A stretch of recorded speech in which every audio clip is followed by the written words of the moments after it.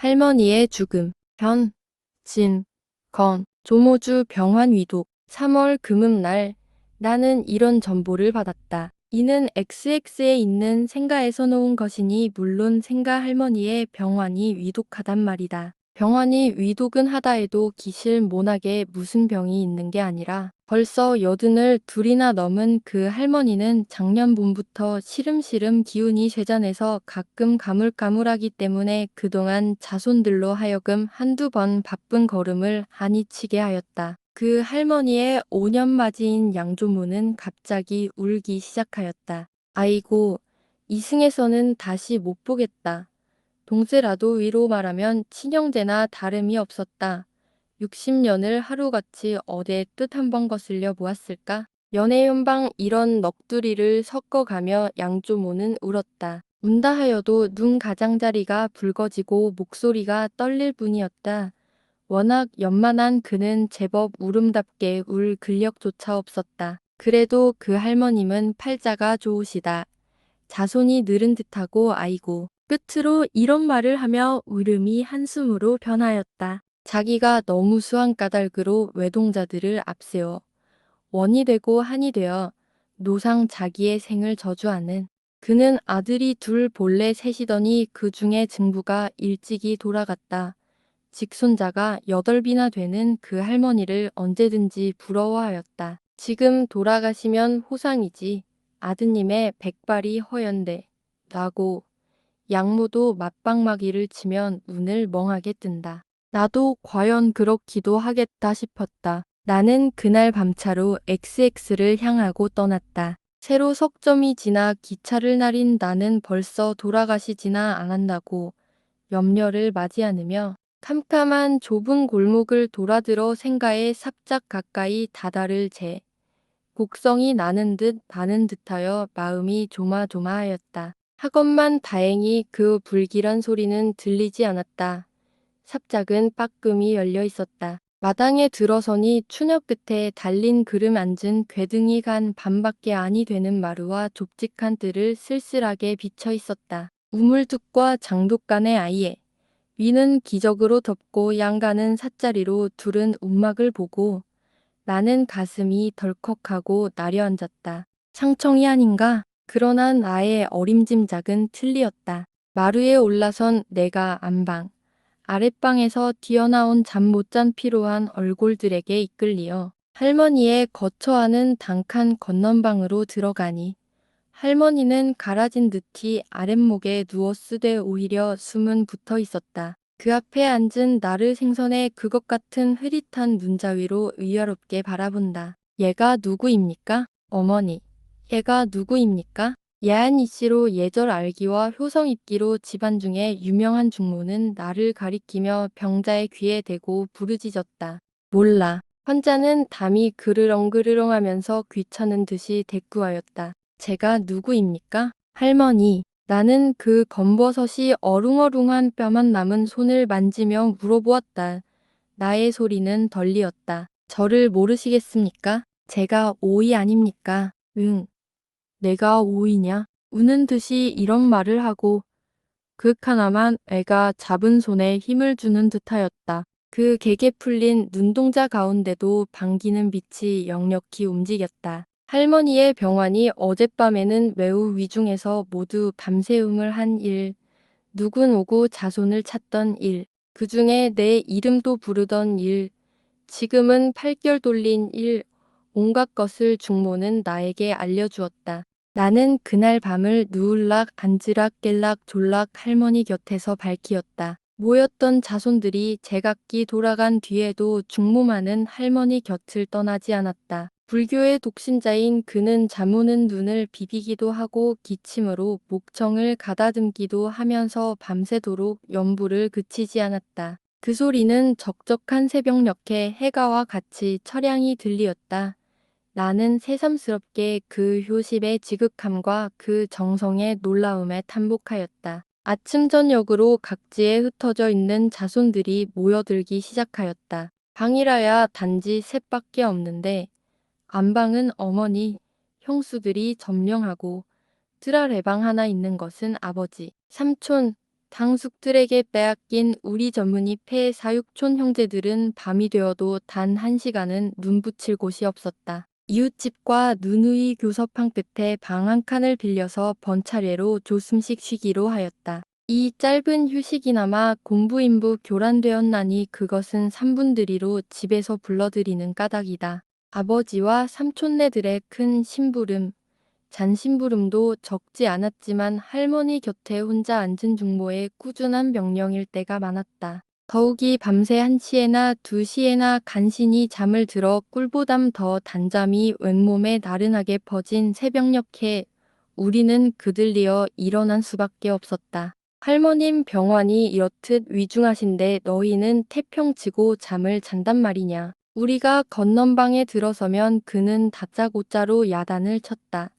그 중에도 가장 나이 어리고 만만한 내가 이 꾸중 바지가 되었다. 인정사정 없는 그의 태도가 불쾌는 하였지만 도덕전 우월을 하는 우리는 대꾸 한마디 할 수 없었다. 다들 뭐란 말이냐.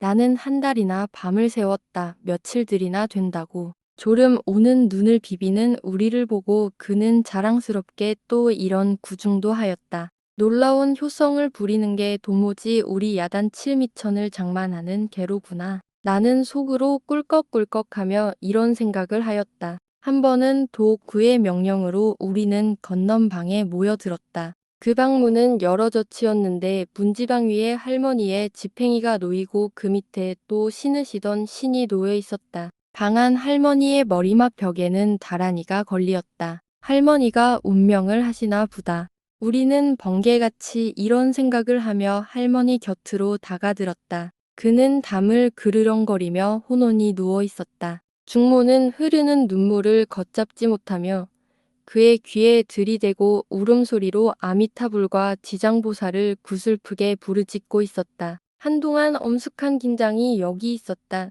모두 같은 일을 기대하면서 10분, 20분, 환자의 신상에는 아무 별증이 나타나지 않았다. 아마 잠이 드신 모양입니다. 이윽고 아버지가 이 긴장한 침묵을 깨뜨렸다. 그리고 중모를 향하여 잠 주무시겠으리 연부를 고만 외십시오.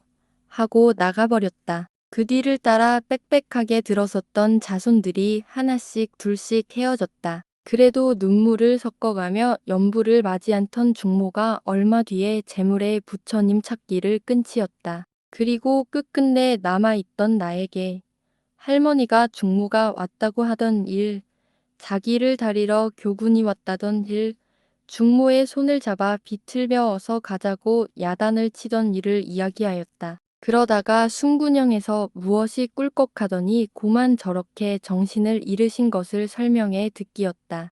그날 저녁 때에 할머니는 요상히 깨어났었다. 이런 일이 한두 번이 아니었다. 몇 번이나 신과 지팡이가 놓였다 치웠다. 다란이가 벽에 걸리었다 떼었다 하였다. 그러는 동안에 자손의 얼굴은 자꾸 축이 나갔었다. 말하기는 안 되었지만 모두 불원 중에 할머니의 하루바삐 끝장나기를 기다리고 있었다. 관조차 맞추어서 7까지 먹여놓았다. 내가 처음 오던 날 상청이 아닌가고 놀래던 그 울막도 이 관을 놓아두려는 의지가 아니었다. 그러하건만 할머니는 연애 한 모양으로 그물그물하다가 또 정신을 차리었다. 아니, 정신이 돌아오는 때가 도리어 많아간다. 자기 앞에 들어서는 자손들을 거의 틀림없이 알아맞히었다. 그리고 가끔 몸부림을 치면서 일으켜달라고 야단을 쳤다. 이럴 때에 중모는 기벽스럽게도 연부를 모시었다. 어머니, 어머니, 가만히 계셔요. 가만히 계셔요. 그는 몸부림하는 할머니를 제지하면서 이렇게 타일렀다. 저를 따라 연부를 외셔요. 나무 아미타불, 나무 아미타불. 나 일어날란다. 에그, 왜 그러셔요? 가만히 계셔요. 제발 덕분에 나무 아미타불, 나무 아미타불, 나무 아미타불, 나무 아미타불. 할머니는 마지못하여 중모를 따라 2번 입술을 달싹달싹 하더니 또 얼굴을 찡그리며 여원하는 어조로 인제 고만 베시고 날 좀 일으켜 다고 내 인제 고만 가련다. 인제 가셔요. 가만히 누워 가시지요. 왜 일어나시긴. 나무 아미타불. 왕생극락, 나무 아미타불. 할머니는 귀찮아 못 견디겠다는 듯이 팔을 내어저으며 듣기 싫다. 연불소리 듣기 싫다. 인제 고만해라. 하며 몸을 일으키려고 애를 쓴다. 그게 무슨 말씀입니까? 중모는 질색을 하며 더욱 비장하게 부처님을 찾았다. 듣기 싫다. 듣기 싫어. 나는 고만 갈 테야. 할머니는 또 이렇게 재우쳤다. 나는 이 광경을 보고 저기 의외에 감이 있었다. 할머니는 중모보단 못하자는 불교의 독신자이다. 몇십 년을 하루같이 새벽마다 반수향을 켜놓고 연불 모시기를 잊지 않은 어른이다. 정신이 혼돈된 뒤에도 염주 담은 상자와 만수향만은 일일이 아랑곳하던 어른이다. 하루도 만수향을 세 갑, 네 갑 켜시겠지. 금방 사다 드리면 3개씩 4개씩 당장 다 켜버리시고 또 안 사온다고 꾸중이시구나. 작년 가을 내가 귀성하였을 제 계모가 웃으며 할머니의 노망 이야기를 하는 가운데 만수향 켜는 것을 그 하나로 헤아렸다. 그리하던 할머니가 왜 지금 와서 연불을 듣기 싫다는가? 그다지 할머니는 일어나고 싶으신가? 죽어가면서도 일어나려는 이 본능 앞에는 모든 것이 권위를 잃는 것인가? 저렇게 일어나시려니 좀 일으켜드리지요. 나는 보다 못해 이런 말을 하였다. 안 된다. 일으켜드릴 수가 없다. 하도 저러시길래 한번 일으켜드렸더니 어떻게 아파하시는지 차마 배울 수가 없었다. 어째 그래요? 나는 이렇게 반문하였다. 이 반문에 대한 중모의 설명은 더욱 놀랄 것이었다. 할머니가 작년 봄부터 맑은 정신을 잃은 결과에 늙은이가 어린애 된다고 뒤를 가리지 않게 되었다. 게다가 이 두어 달 전부터 무엇을 자꾸 청해 잡수시고 오세고 돛바닥에 함부로 뒤를 보았다. 그것을 얼른 빨아들이지 못한 때문에 재물에 뭉켜지고 말라붙은 데다가 뜨거운 불목에 대이어 궁둥이 언저리가 모두 벗겨졌다. 그러므로 일어나려면 그곳이 당기고 배기어 아파하는 것이라 한다. 이 말을 들은 나는 할머니를 모로 누이고 그 상처를 보았다. 그 자리는 손바닥 너리만치나 빨갛게 단쇠로 지진 듯이 시커멓게 벗겨졌는데 그 위에는 하얀 해가 징그럽게 끼었고 그 가장자리는 도끼를 품고 아른아른이 부르터 올라 있다. 나는 차마 더 볼 수가 없었다. 이것이 무슨 일인가? 양조모. 양모가 부러워하던 느른 듯한 자손은 다 무엇을 하고 우리 할머니를 이 지경이 되게 하였는가? 왜 자조 옷을 갈아입혀드리며 빨아들이지 못하였는가? 나는 직접 책임인 계모가 더 할 수 없이 괘씸하였다. 그러나 가만히 생각해보면 그를 그르다고도 할 수 없다. 위에도 말하였거니와 할머니가 일이 된 지는 하루 이틀이 아니다.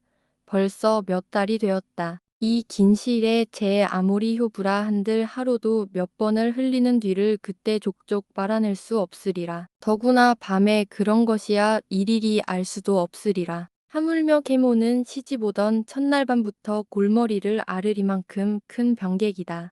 병명은 의원을 따라 혹은 변두머리라고도 하고 혹은 외진이라고도 하고 혹은 선천부족이라고도 하였지만은 하나도 곤쳐주지는 못하였다. 30이 될락 말락 하건만 60이나 70이 다 된 노인 모양으로 주야장천 자리보전하고 누워있는 터이다. 제 몸이 괴로우니 모든 것이 싫은 것이다. 그리고 나까지 아우르면 아버지 스라의 아들만 넷이나 되건만은 지금 60 노경에 받드는 어느 아들 어느 며느리 하나 없다. 집안이 넉넉지 못한 탓으로 사방에 흩어져서 제 이풀칠하기에 눈코를 못 뜨는 까닭이다. 이 책임을 누구에게 돌릴까? 나는 알 수가 없었다. 순물만 입안에 돌 뿐이었다. 그 후에 또 이런 일이 있었다. 어느 때 내가 할머니 곁에 갔을 적이었다. 할머니는 그 뼈만 남은 손으로 나의 손을 만지고 있었다. 오와 오와. 할머니는 문득 나를 불렀다. 인제는 다시 못 보겠다. 인제는 다시 못 보겠다. 왜 그런 말씀을 하십니까? 인제 내가 안 죽니? 그런데 너네 청 하나 들어주겠니? 네. 무슨 말씀입니까? 날 좀 일으켜다고. 나는 눈물이 날 듯이 감동하였다. 어찌 차마 이 청을 떼칠 건가? 나는 다짜고짜로 두 손을 할머니 어깨 밑으로 넣으려 하였다. 이것을 본 중모는 깜짝 놀라면 알을 말리었다. 얘, 내가 왜 또 그러니? 일으켜드리면 아파하신데도 그 애가 그러네. 그때 약을 사다 드렸으니 그 자리가 인제는 아물었겠지요. 나는 되었단 말을 듣는 약 사다 드린 것을 생각하고 이런 말을 하였다. 아니야, 아직 다 낫지 않았어. 오늘 아침에도 일으켜드렸더니 몹시 아파하시더라. 나는 주춤하였다. 할머니의 앓는 것이 애처로웠습니다. 어머니, 가만히 누워 계셔요. 네, 일어나시면 아프십니다. 중모는 또 잔상이 타으르듯 말하였다. 할머니는 물끄러미 나와 중모를 번갈아 보시더니 단념한 듯이 눈을 감았다. 한참 앉아 있다가 나는 몸을 일으켰다. 이때에 할머니가 눈을 번쩍 뜨며 문득 어데를 가? 라고 물었다. 나는 주춤 발길을 멈추었다. 할머니는 퀭한 눈으로 이윽히 나를 쳐다보더니 무엇을 잡을 듯이 손을 내어 저으며 우는 듯한 소리로 서방님, 제발 나를 좀 일으켜 주십시오. 서방님, 제발 나를 좀 일으켜 주십시오. 라고 부르짖었다. 에그머니, 그게 무슨 말씀입니까? 그 얘가 오이 아닙니까? 서방님이 무엇이야요? 중모는 바싹 할머니에게 다가들며 애처롭게 아르켜들었다. 이때 마침 할머니의 잡수실 배즙을 가지고 들어오던 둘째 형수가 무슨 구경거리나 생긴 듯이 안방을 향하고 외쳤다. 에그 할머니 좀 보아요. 서울 아집어님더러 서방님 하십니다. 이 외침을 듣고 자부와 손부들은 모여들었다. 그들의 눈은 호기심에 번쩍이고 있었다. 나는 또 할머니의 청을 물리칠 수는 없었다. 그것이 어떠한 나쁜 영향을 초치할지라도 아니 일으켜드릴 수가 없었다. 그러나 할머니는 윳바닥 위로 반자를 떠나지 못하여 아야 라고 외마디 소리를 쳤다. 나는 얼른 들어올리던 손을 빼는 수밖에 없었다. 다시금 눕기 싫어하던 유위에 누운 뒤에도 할머니는 알키를 맞이 않았다. 나는 적지 아니한 구중을 모시었다. 이윽고 조금 진정이 되더니만 또 팔을 내저으며 기를 쓰고 가슴을 덮은 이불자락을 자꾸자꾸 밀어나리었다. 감기나 들까 염려하는 중모는 그것을 꾸준히 도로 집어 올리었다. 할머니는 도 손을 내어 밀더니 이번에는 내 조끼 단추를 붙잡아 다리었다.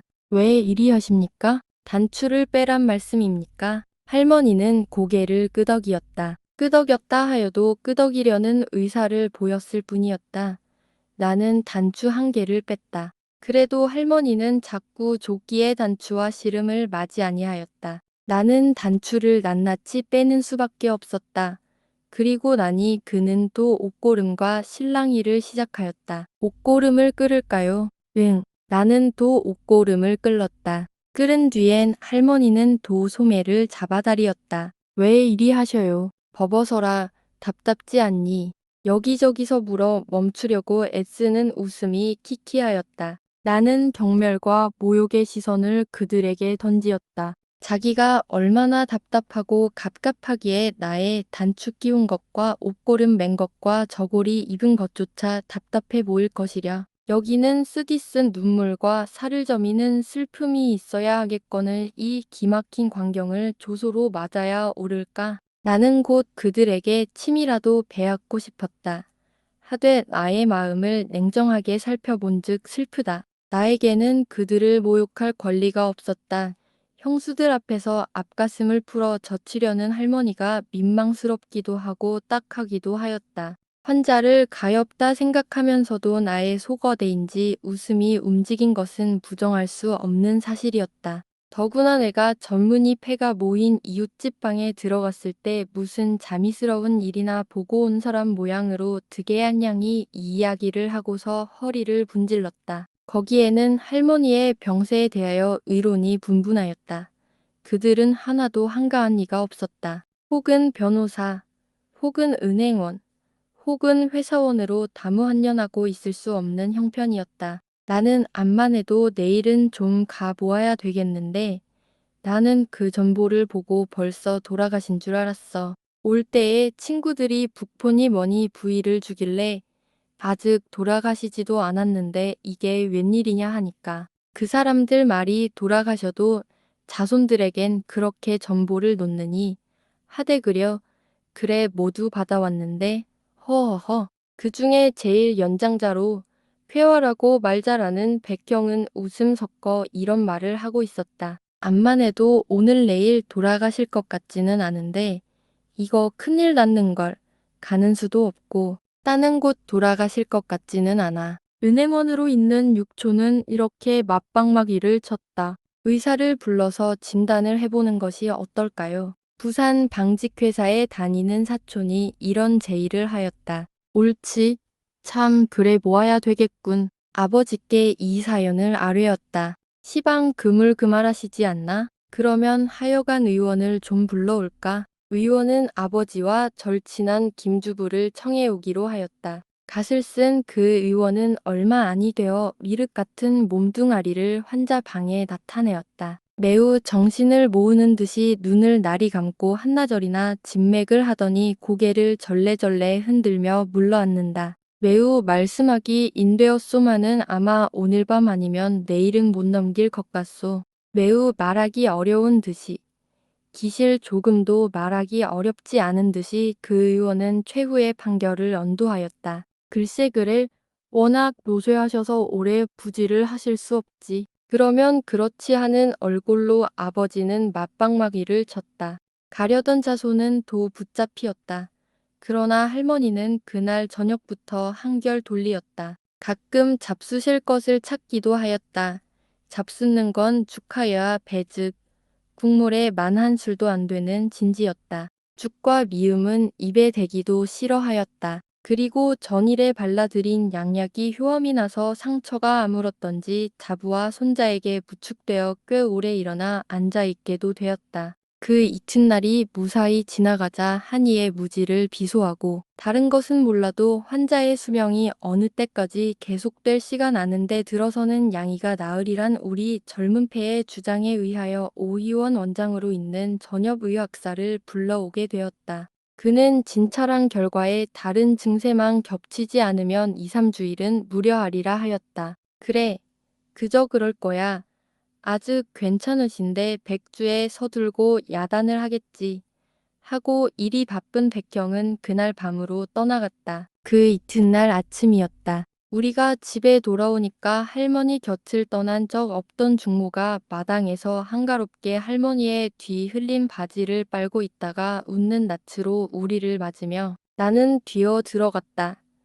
자부와 손부의 신기해 여기는 시선을 받으면서 할머니는 정말 진지를 잡숫고 있었다. 나는 빙글빙글 웃으며 할머니 어떻게 일어나셨습니까? 할머니는 합죽한 입을 오물오물하여 막 더 넣은 밥 알맹이를 삼키고 내가 혼자 일어났지.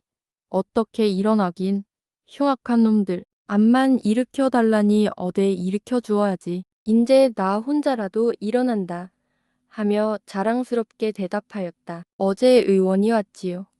언제 할머니가 곧 나으신대요. 정말 낫겠다고 하던 응 하고 검버섯 핀주름을 밀며 흔연한 웃음의 그림지가 오래간만에 그의 볼에 스치었다. 나의 눈엔 어쩐지 눈물이 핑 돌았다. 그날 밤차로 모였던 자손들은 제각기 흩어졌다. 나도 그날 밤에 서울로 올라왔다. 어느 아름다운 봄날이었다. 말갛게 개인 하늘은 구름 한 점도 없고 아른아른한 아지랑이가 그 하늘거리는 기볼로 봄 비단을 짜내는 어느 아름다운 봄날이었다. 나는 깨끗하게 춘복을 차리고 친구 몇몇과 의동 앵화 구경을 막 나가려던 때였다. 이때의 뜻 아니한 전보 한 장이 닥치었다. 오전 3시 조모주 별세.